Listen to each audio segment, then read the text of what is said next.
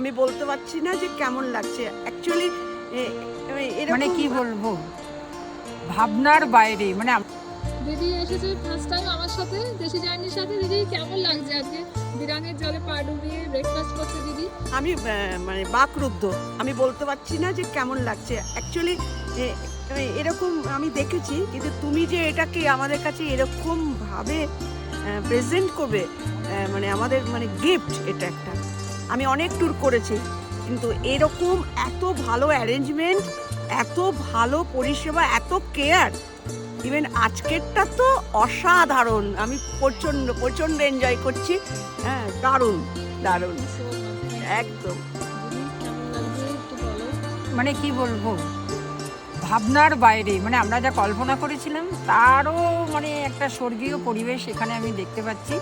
আর এই পা ডুবিয়ে ব্রেকফাস্ট, অনবদ্য, কোথাও না, কোথাও পাওয়া যাবে না।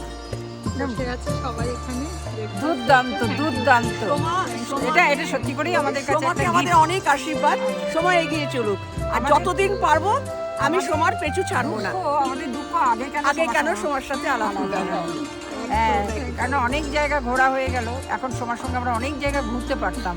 আরো পারবো, এখন আরো পারবো। আরো নতুন নতুন জায়গায় একদম একদম। Okay, thank you, thank you so much, thank you.